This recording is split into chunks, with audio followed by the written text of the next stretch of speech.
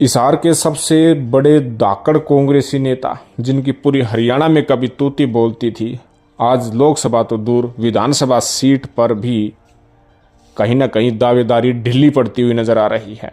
हम बात कर रहे हैं प्रोफेसर संपत सिंह की। ध्यान से देखिएगा इस खास रिपोर्ट को। कुछ कहना चाहते हैं तो कमेंट बॉक्स में आप अपनी राय भी रखिएगा। ताऊ देवीलाल के खासम खास नेताओं में रहे प्रोफेसर संपत सिंह को कई अहम पदों से विराजमान किया गया और उसका वे पूरा फायदा भी उठाया।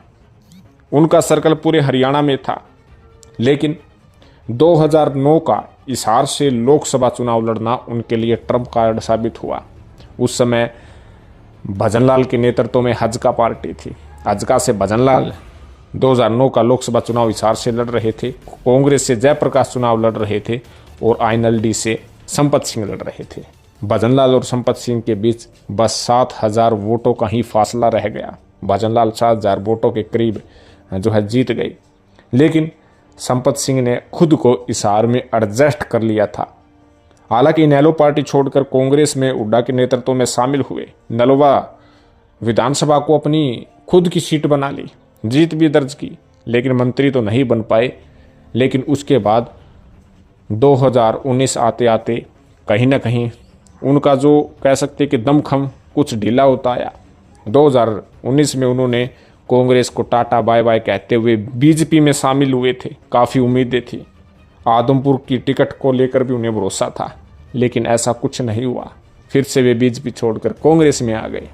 लेकिन अब सिचुएशन ऐसी डाउन चली गई है कि लोकसभा सीट तो चाहते हैं, मगर परिस्थितियाँ कहती है कि संपत सिंह में वो 2009 वाली कहीं ना कहीं बात नहीं रही है।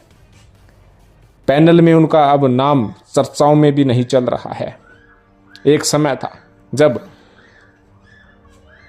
संपत सिंह की हिसार में तूती तो बोलती ही थी, लेकिन जब कुलदीप बिश्नोई कांग्रेस छोड़कर बीजेपी में अब शामिल हुए थे, आदमपुर का उपचुनाव हुआ था, जयप्रकाश ने 51,000 वोट प्राप्त किए, तो जयप्रकाश ने हिसार में ही खुद को सेटल करने की कोशिश की, अपनी रणनीति तय की और सफल भी साबित हुए।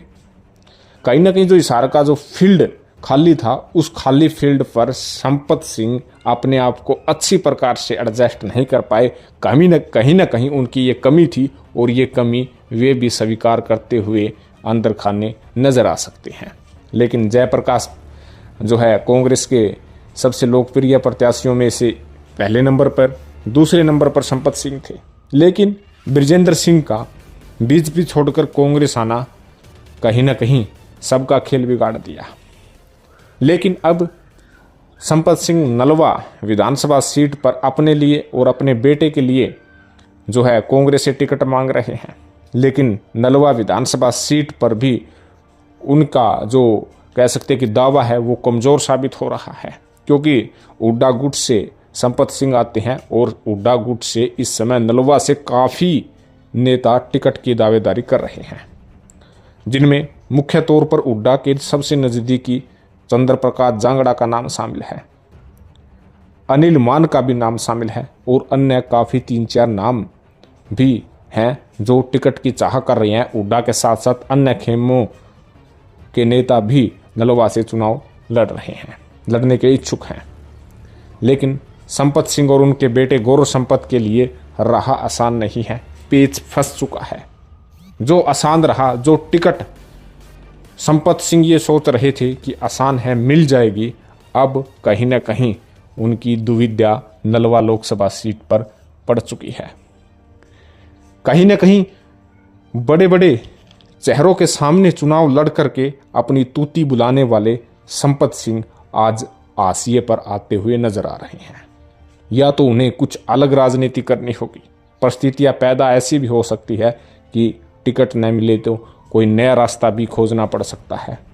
टिकट कैसे प्राप्त करें, इस पर भी विशेष तौर पर संपत सिंह पर सभी नेता नज़र डाले हुए हैं। लेकिन राजनीति में कब क्या हो जाए कहा नहीं जा सकता है, और राजनीति में न कोई अपना दोस्त होता न कोई दुश्मन होता। राजनीति साम दाम दंड भेद की होती है, तो संपत सिंह इनसे अच्छी प्रकार से परिचित भी हैं। लेकिन एक बात तय है कि संपत सिंह पहले वाले नहीं रहे। कहीं ना कहीं जो वोट बैंक अपनी मुट्ठी में रखते थे वो मुट्ठी वाला वोट बैंक भी छिटकता हुआ नजर आया, नलवा भी हाथ से जाता हुआ नजर आया।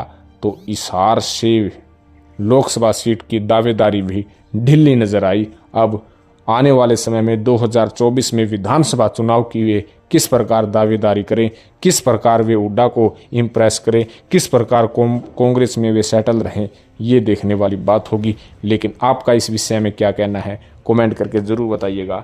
चैनल को ज़रूर सब्सक्राइब कीजिएगा। धन्यवाद।